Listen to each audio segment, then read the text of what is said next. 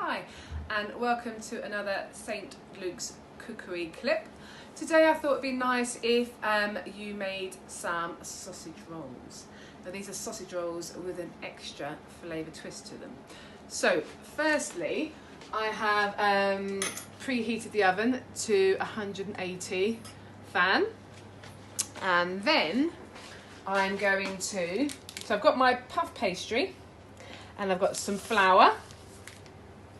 I've got some pork meat and some chutney and one egg. My first job is to cut my puff pastry into quarters. So I'm just going to open up the bag, take it out, and I'm going to cut it in half and in half again. And that will make 4 quarters.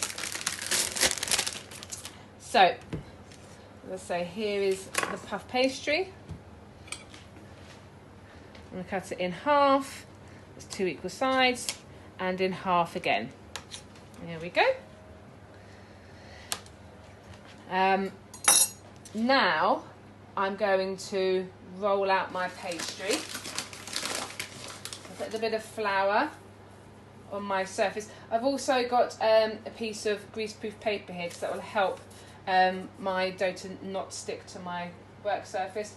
I've also got 2 baking trays with some greaseproof paper on them as well, ready for my sausages later. I'm also going to cut my sausage meat into quarters so that I have got even amounts on all of my quarters with my puff pastry. So I don't want to come to the end and not have enough for my last quarter of my puff pastry. So I've got 4 quarters of meat, so that's fine. And then I'm going to wash my hands because I've got raw meat on my hands. So I want to prevent cross-contamination. That means make sure that I don't spread any germs around my kitchen. So we need a little bit of flour on our surface. I've also got down here some baking parchment as well. Just helps my pastry from sticking to my work counter. A little bit of flour on my rolling pin.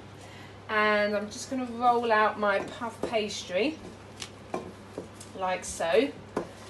You want it a sort of rectangular type of shape. We've just turned it over slightly, and then we're going to roll that out. There we go, that's our sort of rectangular type of shape.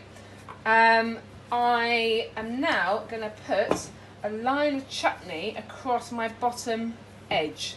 So, like this. I'll put my line of chutney.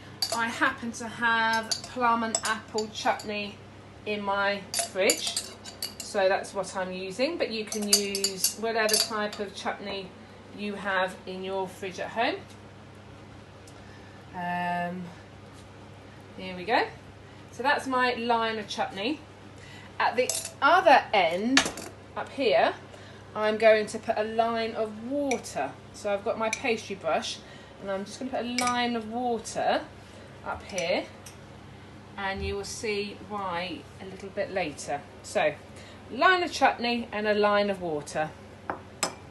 I'm now going to put my pork meat, my sausage meat, on my chutney. You can do this as well, it's really nice. Instead of chutney, you can put some tomato puree and then put some cheese and some onions and fresh herbs, and then make sort of pizza pinwheels as well, or just like little veggie type of sausage rolls. Now we're going to roll your sausage meat like this, and this water which you had previously put on the top of your pastry, it's going to act like glue, and it's basically going to help seal the pastry to itself. And then we're going to cut your little sausage rolls off like this. So they're sort of roughly the same sort of size. Then it helps them to cook evenly in the oven. We're going to pop them on your baking tray, like so. Once they're on your baking tray, you are going to egg wash your sausage rolls. So that means you're going to put a little bit of egg on top of each one, and that's going to help your pastry to brown and go really gorgeous golden colour.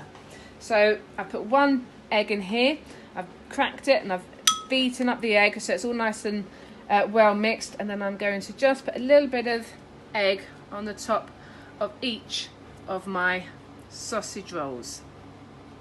So I've egg washed all of the sausage rolls, and now I've got my oven gloves on, and I'm going to carefully put the sausage rolls in the oven like so. So I've got 2 trays to put in, and I'm going to cook those for about 20 minutes. So I set my timer for 20 minutes until they are cooked through thoroughly and the top is lovely and golden brown. See you later.